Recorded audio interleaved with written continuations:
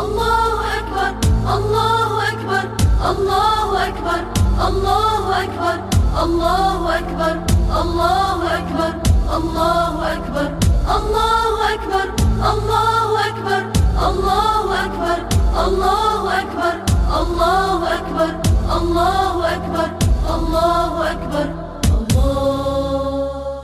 Assalamu alaikum mes frères et sœurs. Aujourd'hui nous allons parler d'un des devoirs principaux de l'islam, qui est le hajj, pèlerinage. Il comporte 6 piliers et 5 devoirs. Quels sont-ils et que faire s'il en a nommé un? Il y a une différence entre piliers et devoirs. Les piliers sont les actes sans lesquels le pèlerinage n'est pas valable. Donc, celui qui délaisse un des piliers n'a pas accompli son pèlerinage. Rien ne peut compenser ce pilier. Il faut absolument l'accomplir. Le devoir est un acte sans lequel le pèlerinage reste valable, mais dont le délaissement doit être compensé par l'égorgement d'une bête. Il y a de plus une désobéissance à le délaisser délibérément. Les piliers du pèlerinage sont au nombre de 6. Ce sont les suivants. 1. L'intention de l'entrée en rituel, al-ihram. C'est le premier pilier et celui que de nombreuses personnes manquent à accomplir. Il s'agit de formuler dans son cœur, par exemple, Nawaitu al-hajj wa ahramtu bihi lillahi ta'ala. Ce qui a pour sens, j'entame les actes du pèlerinage et j'entre en rituel pour l'agrément de Dieu. 2. La station al-Arafa, même un instant.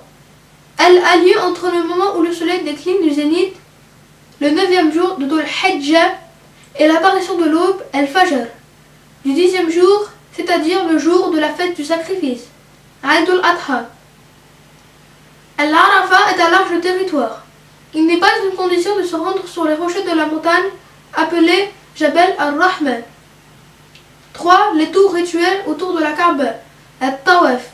Il s'agit d'effectuer 7 parcours, c'est-à-dire que le pèlerin tourne autour de la Kaaba 7 fois, en gardant la Kaaba à sa gauche et en commençant au niveau de la pierre noire. Il est une condition d'être purifié. Ce pilier a des conditions de validité qu'il faut apprendre. 4. Les 7 trajets as-sa'i entre le mont de As-Safa et celui de Al-Marwa. Être purifié ici n'est pas une condition. Le pèlerin commence par As-Safa et finit par Al-Marwa. De nos jours, la vallée qui séparait ces monts étant comblée. Il est nécessaire cependant à veiller à ne pas sortir du parcours et à monter jusqu'au sommet. 5. Le rasage du crâne ou la coupe des cheveux.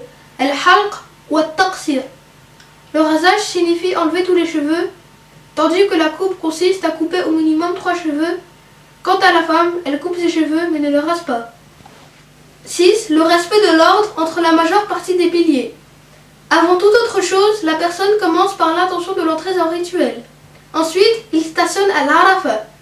Puis après la seconde moitié de la nuit du 10e jour, il a le choix de se raser ou couper ses cheveux, ou de faire les tours rituels autour de la Kaaba. Que faire si un pilier n'a pas été accompli?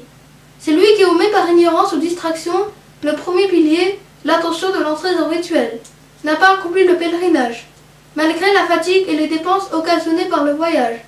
Il devra revenir une autre année.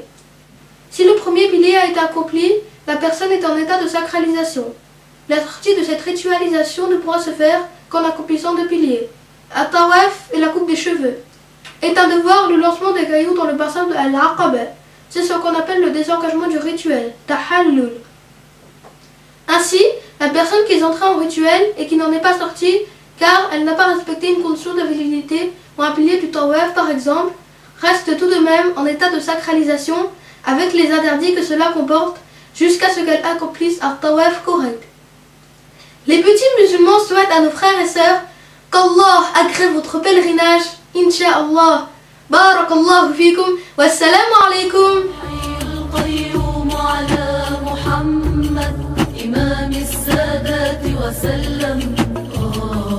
عد الحصباء وقطر الماء مع الآلاء وأزيد وعد النعماء وأنعم صلى الحي